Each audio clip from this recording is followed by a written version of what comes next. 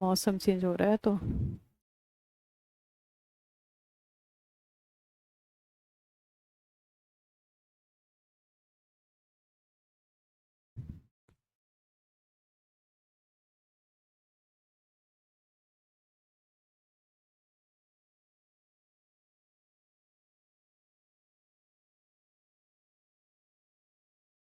Good morning to all, सभी को बहुत बहुत नमस्कार। कैसे हैं आप सभी लोग? कैसे हैं आप सभी लोग? Ashish, Sandeep, Sonu, Rupesh, Nitish Kumar, good morning. Good morning, Radhe Radhe. कैसे हैं आप सभी लोग? जल्दी से आप सभी लोग आ जाइएगा, फिर हम क्या करते हैं, अपनी क्लास स्टार्ट करते हैं।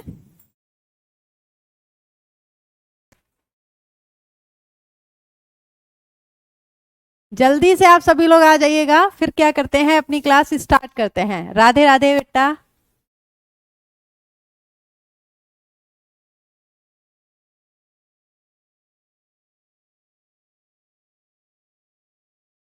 चलिए,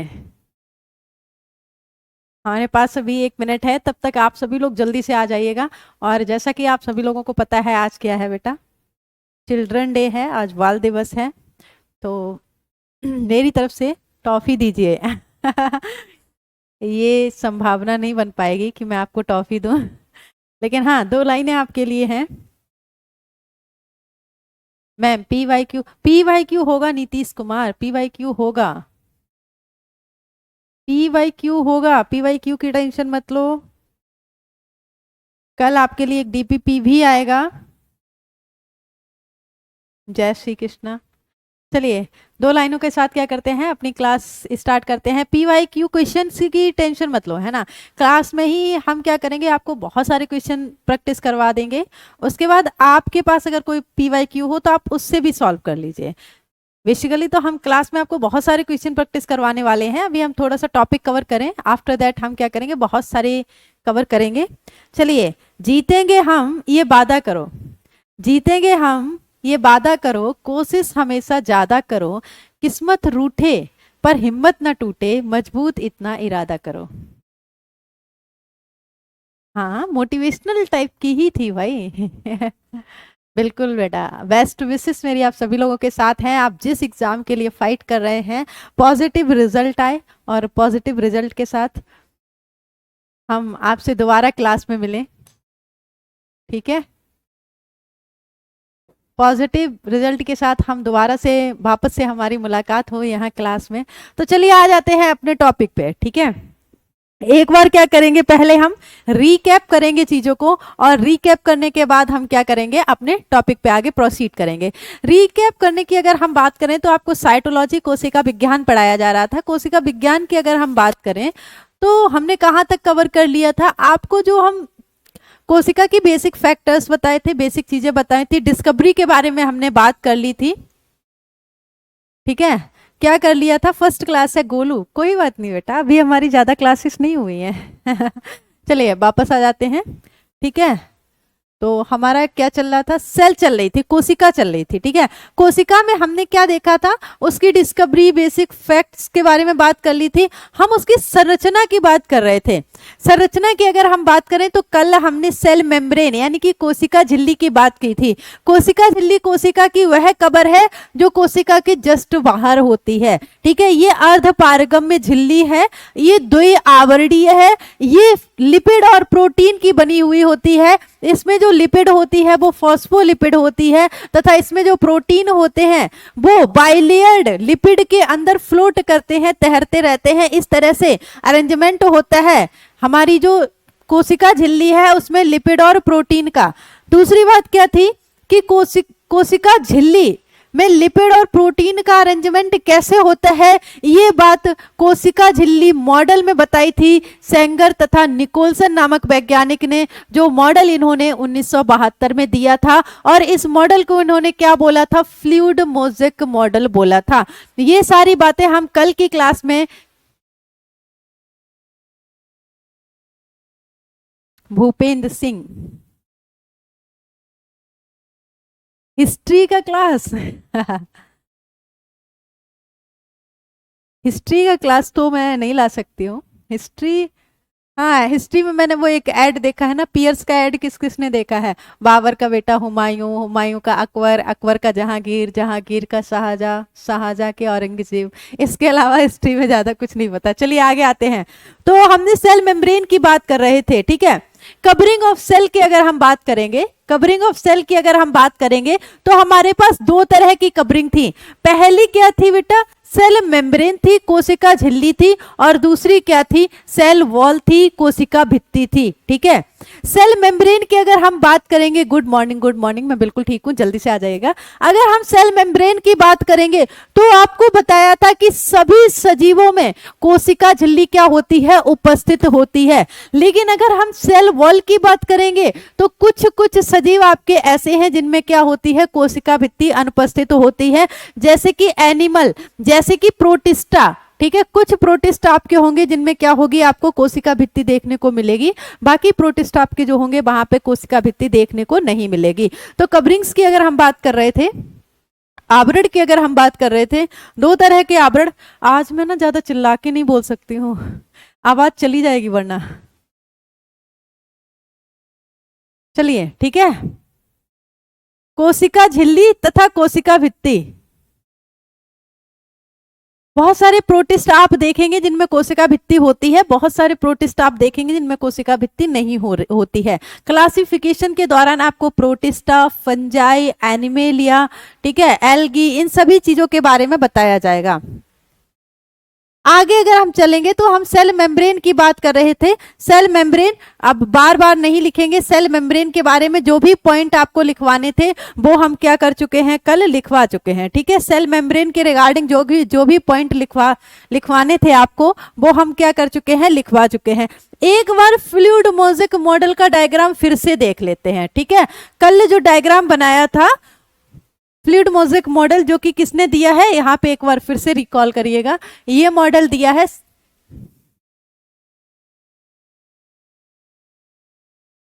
given by Singer and Nicolson.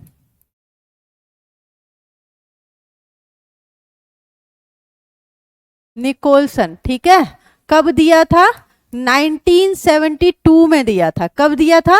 1972 में निकोलसन तथा सिंगर ने ये फ्लूइड मोज़ेक मॉडल दिया था। इसमें हम क्या देख रहे थे? फॉस्फोलिपिड बोला गया। इसमें हम देख रहे थे कि लिपिड का अरेंजमेंट कुछ इस तरह से होता है, ठीक है। दो लेयर होती है लिपिड की, और प्रोटीन जो है या तो वो किनारे की तरफ होगा या फिर वो बीच में होगा, ठीक है। बीच वाले जो प्रोटीन थे उनको हम इंटीग्रल बोल रहे थे, इंटीग्रेशन, कल बताया था आपको। और किनारे वाली जो प्रोटीन होती है उनको हम क्या बोल रहे थे? पेरिफेरी प्रोटीन बोल रहे थे, परिधीय प्रोटीन बोल रहे थे। परिधि मतलब किनारे की तरफ जो है। नीतीश कुमार,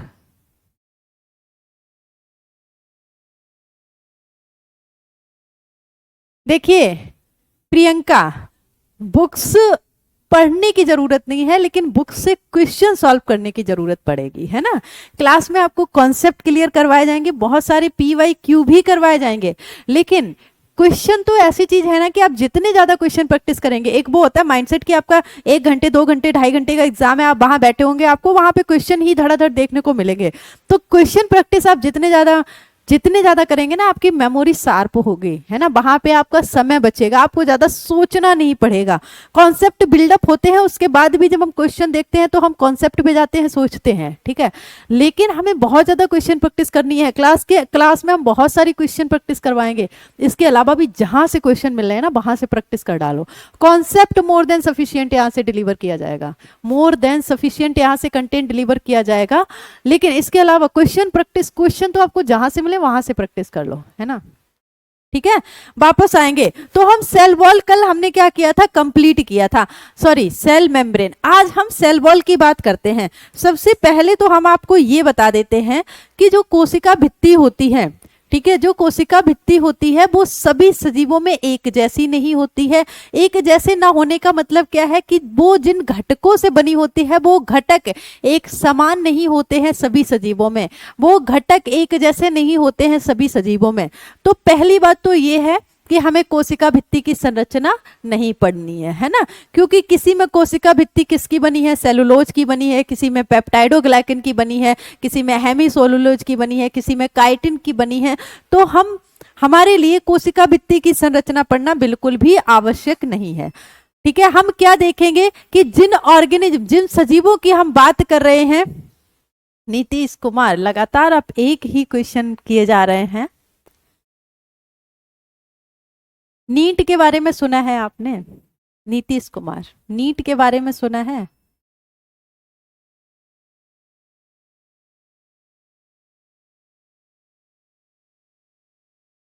चलिए वापस आते हैं। नीट जो कि एक बायो बेस्ड ही एग्जाम होता है जिसमें 50% बायो आती है। हाँ ठीक कह रहे हैं आप। चलिए वापस आते हैं। कोशिका भित्ति में हम क्या देखेंगे कि कौन से ऑर्गेनिज्म की कोशिका भित्ति किसकी बनी होती है तथा इसका फंक्शन क्या है और ये किन किन ऑर्गेनिज्म में देखने को मिलेगी आपको। ठीक है। तो सबसे पहली बात तो हम कोशिका भित्ति में यही करेंगे बेटा कि ये कोशिका भित्ति जो है इसका फंक्शन क्या है, कार्य क्या है। सबसे पहली चीज हम क्या देखेंगे, फंक्शन, है ना। ये सेल वॉल क्या करेगी कोशिका में, कोशिका के बाहर ये जो कोशिका भित्ति है ये क्या करेगी। आगे आपको ये बताएंगे कि जैसे आप देख रहे थे कि आपकी क्या है, एक कोशिका है, कोशिका के बाहर कोशिका झिल्ली है, तो कोशिका झिल्ली तो आपकी लगातार झिल्ली है, लेकिन कोशिका भित्ति जो होती है वो इस तरह से नहीं होती है। ये कठोर होती है, मजबूत होती है, ठीक है, तथा अपारगम्य होती है। अब अगर ये लगातार झिल्ली होगी, कॉन्टिन्यूअस लेयर होगी, तो इस क्या होगा, कोशिका के जो अपविष्ट पदार्थ हैं वो कोशिका से बाहर नहीं आ पाएंगे और आवश्यक पदार्थ कोशिका के अंदर नहीं जा पाएंगे। तो आप एनिमल सेल में देखेंगे कि ये जो कोशिका भित्ति है इसकी जो संरचना होती है वो कैसी होती है, इस तरह से होती है। ठीक है। बीच बीच में क्या होते हैं बेटा, छिद्र होते हैं, बीच बीच में क्या होते हैं, छिद्र होते हैं। ठीक है। इस तरह से होती है, बीच बीच में क्या होते हैं, छिद्र होते हैं, जिसके माध्यम से आवश्यक पदार्थ बाहर जा सके तथा अनावश्यक पदार्थ अंदर जा सके। आवश्यक पदार्थ अंदर जा सके तथा अनावश्यक पदार्थ बाहर आ सके। इसीलिए इस कोशिका भित्ति का जो संरचना है वो कुछ इस तरह से आपको देखने को मिलेगी। ठीक है। आगे बहुत सुंदर डायग्राम है इसका। चलिए फंक्शन की अगर हम बात करेंगे, कार्य की अगर हम बात करेंगे, तो ये क्या करती है, ये और भी मजबूत होती है। तो ये प्रॉपर अच्छी तरीके से कोशिका को सुरक्षा प्रदान करती है। कार्य की अगर हम बात करेंगे तो ये क्या करती है,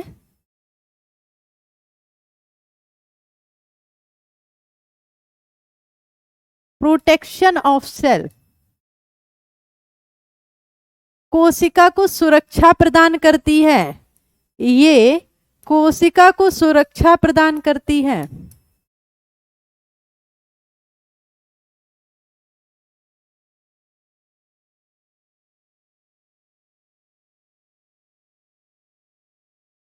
ठीक है। क्या करती है, कोशिका को सुरक्षा प्रदान करती है। सबसे पहली बात तो यही है कि कोशिका भित्ति क्या करती है, जानवरों में सेल वॉल नहीं पाई जाती है।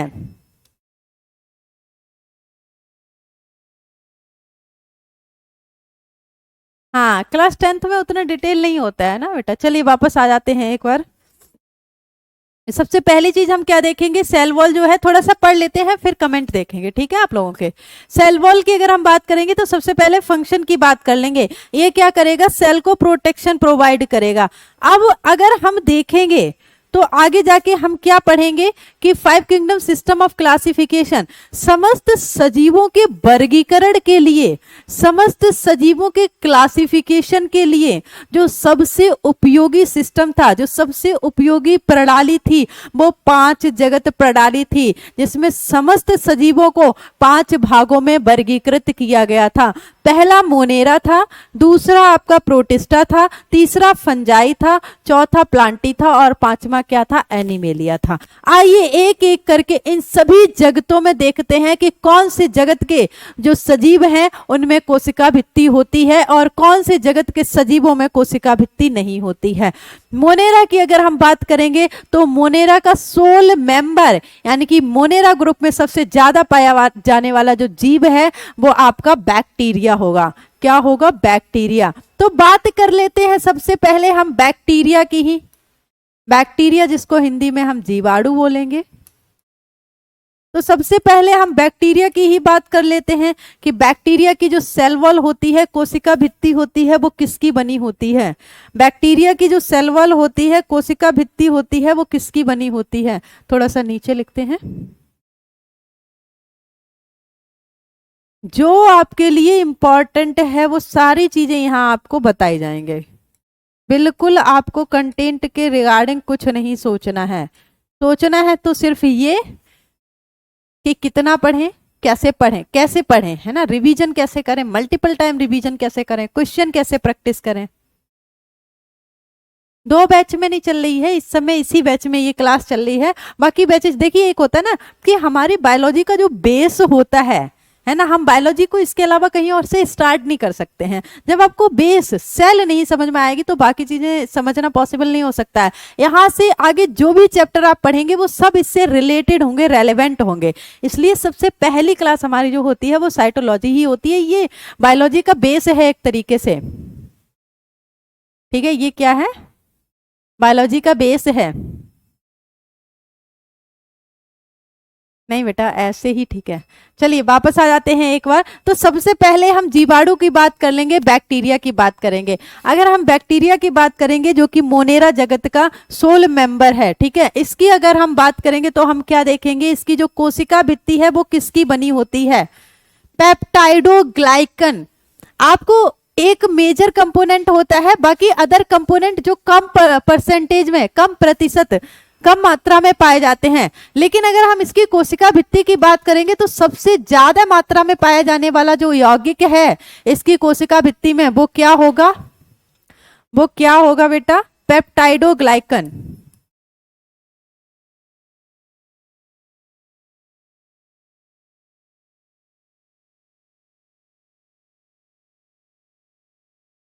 पेप्टाइडोग्लाइकन के अलावा और भी कंपोनेंट होते हैं, और भी कंपाउंड होते हैं, यौगिक होते हैं, जैसे कि म्यूरेमिक अम्ल, म्यूरेमिक अम्ल। इसके अलावा और क्या होता है, अमीनो अम्ल भी होते हैं।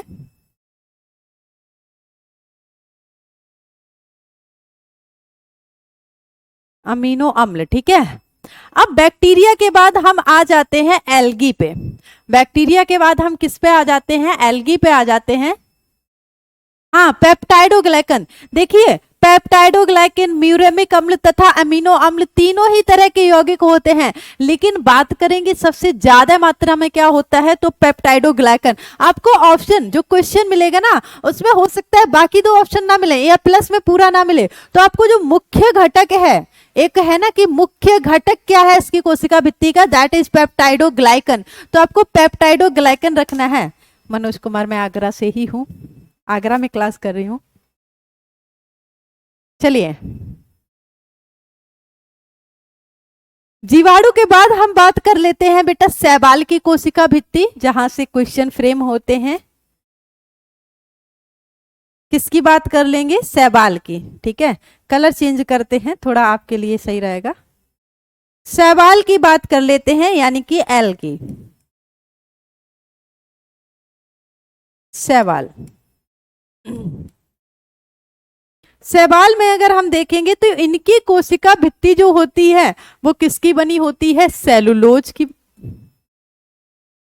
बैक्टीरिया और बैक्टीरिया पहली बात सेलुलर है, वायरस आपका सेलुलर और नॉन सेलुलर के कनेक्टिंग लिंक है, दोनों डिजीज काउज करते हैं, ये कॉमन फैक्टर है, बाकी तो डिफरेंस ही डिफरेंस है। चलिए बता देते हैं आपको डिफरेंस भी, 2 मिनट रुकिए, है ना, गाजीपुरिया।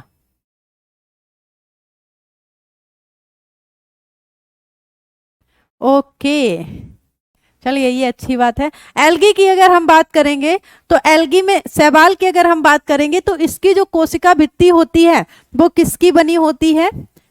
सेलुलोज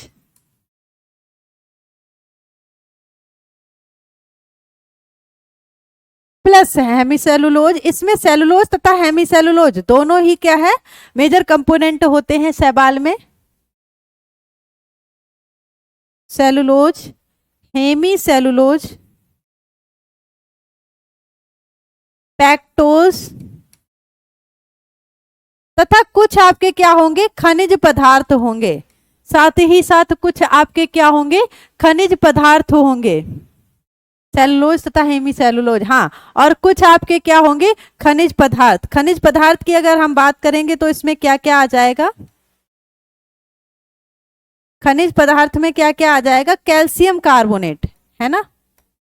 चलिए ये तो हमारी शैवाल की बात हो गई। आगे अगर हम चलेंगे तो शैवाल के बाद क्या आ जाएगा, ये ब्लैक कैसे आ गया, चलिए शैवाल के बाद अगर हम बात करेंगे तो क्या आ जाएगा, बैक्टीरिया यूनिसेलुलर होते हैं, अभी आपको सब कुछ बताएंगे, 1 मिनट रुकिए, है ना। यूनिसेलुलर, मल्टीसेलुलर, यूकैरियोट्स, प्रोकैरियोट्स, सारी चीजें एक्सप्लेन करेंगे। चलिए बैक्टीरिया के बाद बात आती है फंगस की, फंजाई, जिनको हम क्या बोलेंगे, कवक। कवक का एक अलग जगत है।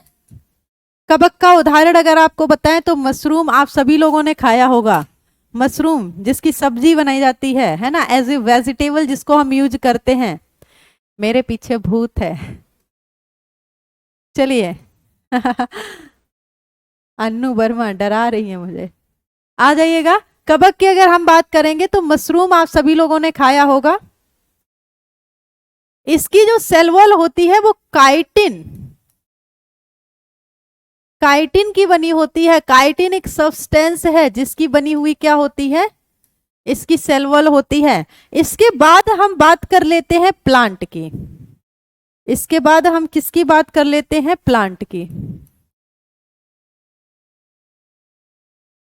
यानी कि पौधों या पादपों की। इनकी अगर हम बात करेंगे तो इनकी कोशिका भित्ति किसकी बनी होती है, ये आंसर आप रिप्लाई करेंगे। हाँ बिल्कुल बेटा, हाँ राइटिंग अच्छा नहीं है, राइटिंग अच्छा नहीं है, ये तो मैं कन्फेस करती हूँ, राइटिंग थोड़ी सी, चलिए थोड़ा अच्छा लिखते हैं। लेकिन बेटा मेरी राइटिंग से आपको क्या करना है ना, राइटिंग आपको बस समझनी है, समझ आनी चाहिए। पादपों की अगर हम बात करेंगे तो इसकी कोशिका भित्ति जो है वो किसकी बनी हुई होती है, ठीक है।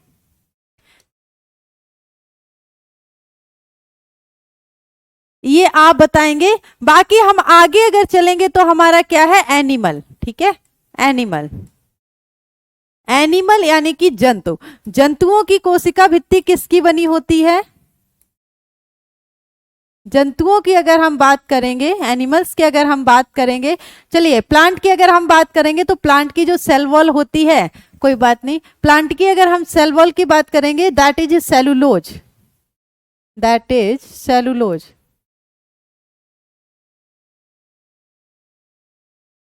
सेलुलोज, ठीक है।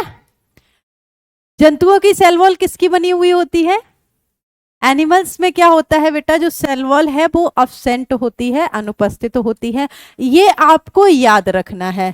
क्या याद रखना है, हमने क्या देखा था, जो सेल मेम्ब्रेन है वो सभी सजीवों में उपस्थित है। हमने क्या देखा था, सेल मेम्ब्रेन सभी सजीवों में उपस्थित होगी, लेकिन सेल मेम्ब्रेन कुछ सजीवों में उपस्थित होगी तथा कुछ सजीवों में अनुपस्थित होगी। प्लांट की कोशिका, ठीक है, कोशिका भित्ति जो है वो किसकी बनी होती है, सेलुलोज की बनी होती है। लेकिन जंतुओं में अगर हम कोशिका भित्ति की बात करेंगे तो ये क्या होती है, अनुपस्थित होती है।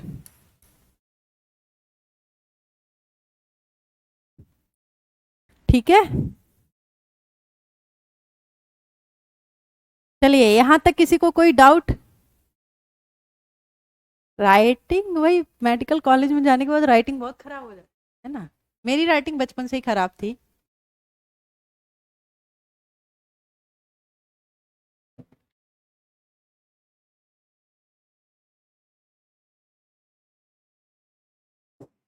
डी के अनप्रेजेंट, अनप्रेजेंट नहीं बोलते हैं उसको। चलिए बढ़िया है, वैसे ये नया एक्सपेरिमेंट है।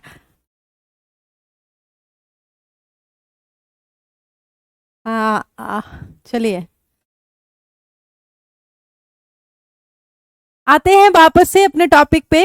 अब हम ये बात कर रहे थे कोशिका के बाहर जो आवरण थे उनकी बात कर रहे थे। वापस से एक बार कोशिका पे आते हैं, और इस कोशिका के अगर हम घटक की बात करेंगे तो बाहर हमने क्या देखा था? कवरिंग्स देखी थी। कवरिंग्स में सेल मेम्ब्रेन तथा सेल वॉल दोनों ही थे, ठीक है। कवरिंग्स में क्या था? सेल मेम्ब्रेन भी थी और सेल वॉल भी थी। एक मिनट, चलिए अभी मौसम चेंज हो रहा है ना तो गला खराब हो रहा है, ठीक है। उसके बाद हमने अंदर जब गए थे तो वैज्ञानिकों ने क्या देखा था? इसके अंदर कुछ घटक हैं जिनको क्या बोलेंगे? प्रोटोप्लाज्म जीव द्रव्य बोलेंगे। क्या बोलेंगे? प्रोटोप्लाज्म जीव द्रव्य। जीव द्रव्य में क्या था? साइटोप्लाज्म था प्लस न्यूक्लियस था। अब हम ये वाला पोर्शन कवर कर चुके हैं। हम अब कहाँ चलते हैं? कोशिका के अंदर चलते हैं, ठीक है। कोशिका के अंदर जाने का मतलब है कि अब हम कोशिका के अंदर जो घटक है उनके बारे में पढ़ते हैं। तो सबसे पहले तो हम ये देखेंगे कि प्रोटोप्लाज्म, कोशिका के अंदर जो भी घटक थे उनको प्रोटोप्लाज्म नाम देने वाले वैज्ञानिक कौन थे? किन्हें, कौन से वैज्ञानिक थे जिन्होंने सबसे पहले ये बताया कि कोशिका के अंदर भी कुछ है, कोशिका के अंदर भी कोई घटक है, जिन्हें उन्होंने क्या नाम दिया? प्रोटोप्लाज्म नाम दिया। तो आगे चलते हैं, ऑर्गेनेल, ठीक है। प्रोटोप्लाज्म पे आ जाते हैं जीव द्रव्य। जीव द्रव्य पे आते हैं, जी जी जी जी। हाँ ये अच्छा इंग्लिश मीनिंग है, वेल चलिए आते हैं जीव द्रव्य। जीव द्रव्य की अगर हम बात करेंगे तो हमारे एक वैज्ञानिक थे जिनका नाम था डुजार्डिन। क्या नाम था? डुजार्डिन। अच्छा आपने देखा है वैज्ञानिक, कोई भी वैज्ञानिक उठा लीजिए, किसी भी वैज्ञानिक का आपको सिंपल नाम नहीं मिलेगा, है ना। किसी भी वैज्ञानिक का क्या है? सिंपल नाम नहीं मिलेगा, बढ़िया बढ़िया नाम मिलेंगे एकदम। मेरी मम्मी ने पता नहीं मेरा नाम काजल क्यों रख दिया, कुछ कॉम्प्लिकेटेड सा मुझे लगता था ना मेरा नाम लिखने में, लाइक अच्छा खासा इतना स्पेस कवर होना चाहिए था, बढ़िया सा। अभी काजल नाम रखे, चलो छोड़ो, खैर क्या है, ठीक ही है। चलो वापस आ जाते हैं। प्रोटोप्लाज्म की अगर हम बात करेंगे, जीव द्रव्य की अगर हम बात करेंगे तो हमारे एक महान वैज्ञानिक थे डुजार्डिन, जिन्होंने सबसे पहले बताया था कि कोशिका के अंदर भी कुछ है, कुछ द्रव्य है, उसके केंद्रक में कोई संरचना है, लेकिन अलग अलग नाम नहीं दिया था, सबको मिला के एक नाम दिया था, प्रोटोप्लाज्म। कलक नहीं बेटा, काजल नाम है मेरा, कलक क्यों बोल रहे हैं आप? चलिए आते हैं एक बार, तो सबसे पहली चीज हम क्या देखेंगे? डिस्कवरी देखेंगे, ठीक है। डिस्कवरी की अगर हम बात करेंगे तो सबसे पहली क्या चीज है? डुजार्डिन नामक वैज्ञानिक ने, डुजार्डिन, भाई इतना टफ नाम है।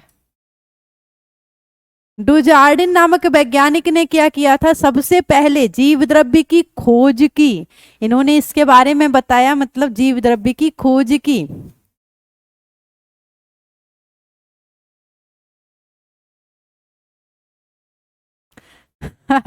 चलिए डुजार्डिन नामक वैज्ञानिक ने, डुजार्डिन नामक वैज्ञानिक ने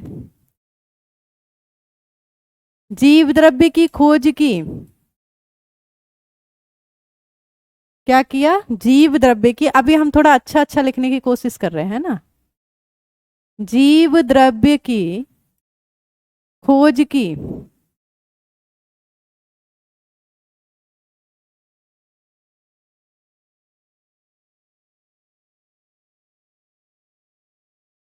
तथा इसे सारकोड नाम दिया। इन्होंने क्या किया था?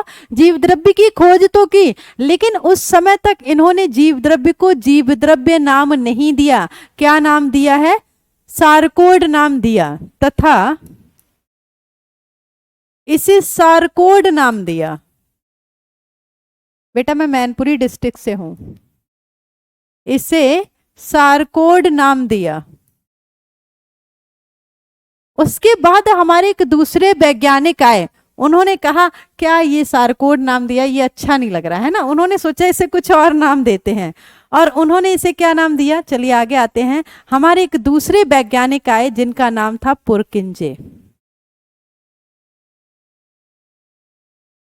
पुरकिंजे नामक वैज्ञानिक ने,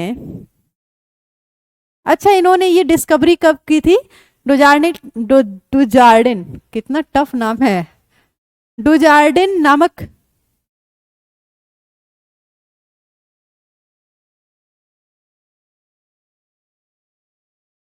डुजार्डिन, डुजार्डिन नामक वैज्ञानिक ने,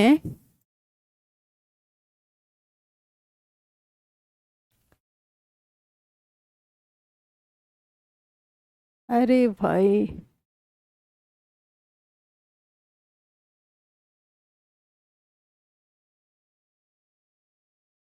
ओके चलो वापस आ जाते हैं।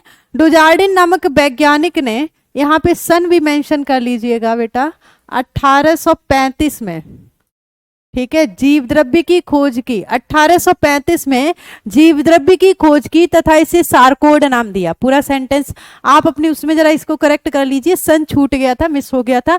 डुजार्डिन नामक वैज्ञानिक ने 1835 में जीव द्रव्य की खोज की तथा इसे सारकोड नाम दिया।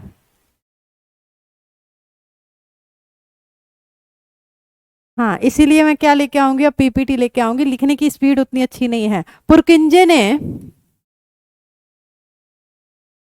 1839 में इसे जीव द्रव्य नाम दिया। क्या किया, इसे, जिसे डुजार्डिन ने सारकोड बोला था, पुरकिंजे ने 1839 में इसे जीव द्रव्य नाम दिया। ठीक है, क्या किया बेटा, जीव द्रव्य नाम दिया।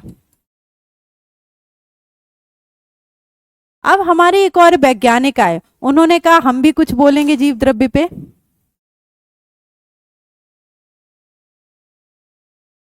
चलिए ठीक है, हमारे एक और वैज्ञानिक आए, उन्होंने कहा हम भी अपनी कोई थ्योरी देते हैं जीव द्रव्य पे। सभी वैज्ञानिक उस समय जीव द्रव्य की बात कर रहे थे, जीव द्रव्य की बात कर रहे थे। उन्होंने कहा कि हमें भी कुछ बोलना है। वो आए, उन्होंने क्या कहा, ये जो जीव द्रव्य है ये क्या है, जीवन का भौतिक आधार है। जिंदगी का आधार क्या है, जीव द्रव्य है। ठीक है, उन्होंने,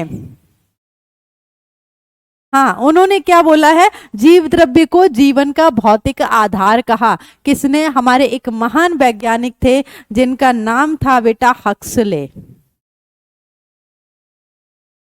हक्सले नामक वैज्ञानिक ने जीव द्रव्य को जीवन का भौतिक आधार कहा। इन्होंने क्या कहा, अच्छा बहुत बार पूछ लिया जाता है फिजिकल बेसिस ऑफ लाइफ किसको बोलते हैं, that is protoplasm. Protoplasm is the physical basis of life. जीव द्रव्य जीवन का भौतिक आधार है। आपको इस तरह से क्वेश्चन फ्रेम हो सकता है, जीव द्रव्य जीवन का भौतिक आधार है, ये तथ्य कौन से वैज्ञानिक ने दिया है, तो वो महान वैज्ञानिक कौन है, हक्सले हैं। हक्सले नामक वैज्ञानिक ने, हक्सले नामक वैज्ञानिक ने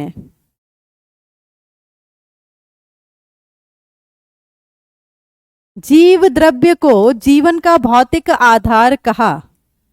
जीव द्रव्य को जीवन का भौतिक आधार कहा।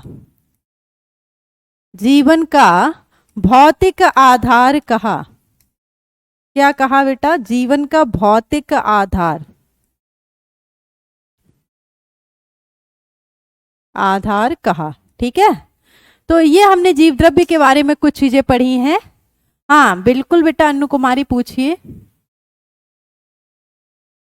चलिए वापस आ जाते हैं एक बार जल्दी से। हमने क्या किया है, कोशिका के बाहर वाली सारी चीजों को कवर किया है, फिर हम कोशिका के अंदर गए जहां पे सबसे पहले हम प्रोटोप्लाज्म की बात करेंगे। ठीक है, वैज्ञानिकों ने कोशिका के अंदर जो कुछ भी था उसे सबसे पहले क्या बोला था, प्रोटोप्लाज्म। तो प्रोटोप्लाज्म को सबसे पहले खोज करने के बाद, कोई नहीं बेटा आप परेशान मत होइए, है ना, कुछ कुछ चीजें अभी पीपीटी में प्रिपेयर करवाएंगे तो इतना समय नहीं लगेगा हमें। अन्नू वर्मा, ये हम आपको अभी डिस्कस करेंगे, ये जो आप पूछ रहे हैं, ठीक है। ये क्रोमोसोमल डिसऑर्डर होता है जिसकी वजह से ये सारी कंडीशंस क्या होती हैं, क्रिएट होती हैं। अभी आपको बताएंगे, थोड़ा सा रुकिए आप। एक आपसे बात बोलनी है और वो ये बोलनी है, अगर हमारे चैप्टर के रिगार्डिंग डाउट रहता है ना तो हमारे लिए थोड़ी सी चीज़ें आसान हो जाती हैं, क्योंकि बाकी चीज़ें रहती हैं फिर हमें आपको उसके इर्द गिर्द के टॉपिक भी समझाने रहते हैं। हाँ, टाइम बहुत जल्दी निकल जाता है। चलिए वापस आते हैं, ठीक है। तो ये तो प्रोटोप्लाज्म की बात हो गई। अब प्रोटोप्लाज्म को हमने क्या देखा था, दो चीजों में कैटेगराइज किया था। पहला जो द्रव्य था उसको कोशिका द्रव्य बोल दिया था, और दूसरा क्या था, हमारा केंद्रक था, ठीक है। कोशिका द्रव्य में हमने क्या देखा था, बहुत सारे कोशिकांग देखे थे। कोशिका द्रव्य में हमने क्या देखा था, बहुत सारे कोशिकांग देखे थे। अब हम एक एक करके क्या करेंगे, उन सारे कोशिकांग के बारे में पढ़ेंगे, सेल ऑर्गेनेल यानी कि कोशिकांग के बारे में पढ़ेंगे, ठीक है। क्या देखा था, कोशिका के अंदर ये जो कोशिका द्रव्य है, ठीक है, साथ में ये जो न्यूक्लियस है, इन दोनों को मिला के प्रोटोप्लाज्म बोला था। प्रोटोप्लाज्म के बारे में पढ़ा, फिर इन्हीं वैज्ञानिकों ने बाद में बोला कि फ्लूइड को हम कुछ और बोल देते हैं। कोशिका के अंदर ये फ्लूइड है, ये तरल पदार्थ है, इसको कोशिका द्रव्य बोल देते हैं। मध्य में जो संरचना है इसको केंद्रक बोल देते हैं। दोनों को अलग अलग किया। फिर उन्होंने देखा कि ये जो फ्लूइड है, जो तरल पदार्थ है, इसमें बहुत सारे कोशिकांग हैं जो कोशिकाओं के भिन्न भिन्न भिन्न कार्यों को संपन्न करते हैं, ठीक है। तो एक एक करके हम क्या करेंगे, इन सेल ऑर्गेनेल के बारे में पढ़ेंगे, इन कोशिकांग के बारे में पढ़ेंगे। बहुत सारे कोशिकांग हैं आपके, ठीक है। माइटोकॉन्ड्रिया है, प्लास्टेड है, लाइसोसोम है, बहुत सारे हैं, endoplasmic reticulum, Golgi body, microbodies, nucleus, सारे ऑर्गेनेल्स के बारे में एक एक पढ़ेंगे। सबसे पहला जो ऑर्गेनेल है माइटोकॉन्ड्रिया, सबसे पहला जो कोशिकांग है वो कौन सा है, माइटोकॉन्ड्रिया है। एक बात बता देते हैं बेटा, 1 मिनट का टाइम दीजिए।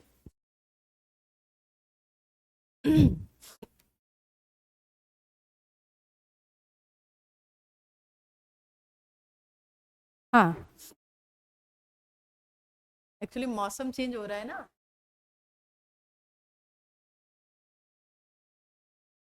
आप लोग थोड़ा केयरफुली रहिए, है ना, बीमार नहीं पड़ना है। अगर बीमार पड़ जाएंगे तो पढ़ाई में डिस्टर्ब हो जाएगा बहुत ज़्यादा।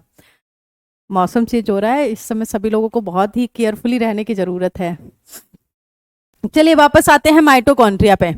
माइटोकॉन्ड्रिया की अगर हम बात करेंगे तो वैज्ञानिकों ने ये देखा कि एक कोशिका बनी, ठीक है।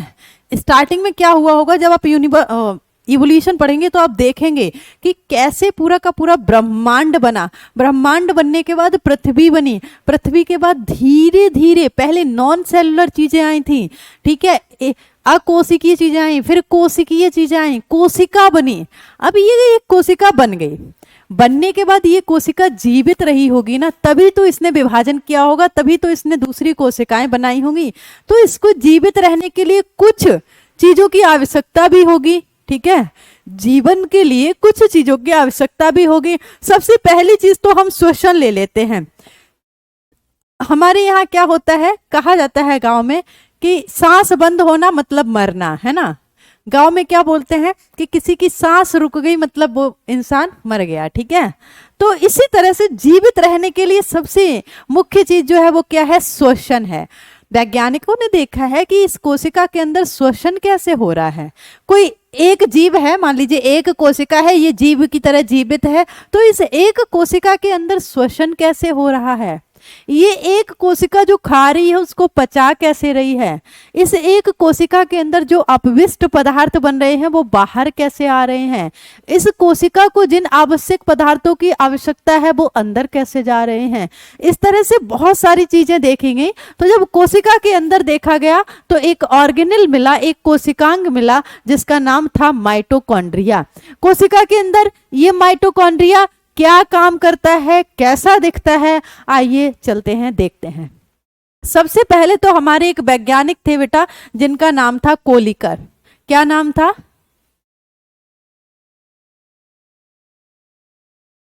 नहीं मैं खाना खा के आई हूँ, ब्रेकफास्ट करके आई हूँ। तबीयत ठीक नहीं है ना। चलिए बिल्कुल मिलने आइएगा, और इससे प्राउडफुल मोमेंट मेरे लिए और कुछ नहीं हो सकता है ना। इससे प्राउडफुल मोमेंट मेरे लिए और कुछ नहीं हो सकता है। I hardly want to that कि आप सभी लोग जो यहाँ पे हैं, जो करना चाह रहे हैं बहुत जल्द, है ना, अगर 2025 में आपका एग्जाम है तो 2025, 2024 में है तो 2024 में जब आपका एग्जाम है आप उस सफलता को हासिल करें। ठीक है, तो सबसे पहले हमारे एक वैज्ञानिक आए जिन्होंने माइक्रोस्कोप से कोशिका के अंदर झांक के देखा और उन्होंने बताया कि कोशिका के अंदर एक कोशिकांग है जो क्या करता है, श्वसन में सहायता प्रदान करता है, जो श्वसन कराता है कोशिका के अंदर। उन्होंने ये बात बताई, ठीक है, अब उन्होंने ये बात बता दी तथा उन्होंने बोला ये ऑर्गेनेल, ये कोशिकांग जो श्वसन के लिए उत्तरदायी है, ये कोशिकांग और क्या करता है, साथ साथ ऊर्जा का उत्पादन करता है जिससे कोशिका अपने अन्य कार्यों को संपन्न करती है। ठीक है, तो ये वैज्ञानिक हमारे कौन थे, कोलिकर, लेकिन इन्होंने इस कोशिकांग को कोई नाम नहीं दिया था। इससे पहले इसके बीच में एक वैज्ञानिक और आए जिनका नाम अल्टमान था। अल्टमान ने क्या किया था, माइटोकॉन्ड्रिया को बायोप्लास्ट नाम दिया था। अल्टमान ने क्या किया था, माइटोकॉन्ड्रिया को बायोप्लास्ट नाम दिया था। माइटोकॉन्ड्रिया को माइटोकॉन्ड्रिया नाम किसने दिया था, सी वेंडा नामक वैज्ञानिक। सी वेंडा नाम के एक वैज्ञानिक आए थे जिन्होंने क्या किया था, वो ऑर्गेनेल जो कोशिका के अंदर श्वसन कर रहा है, ऊर्जा का उत्पादन कर रहा है, उसे माइटोकॉन्ड्रिया नाम दिया। माइटोकॉन्ड्रिया की अगर हम बात करेंगे, जैसे हम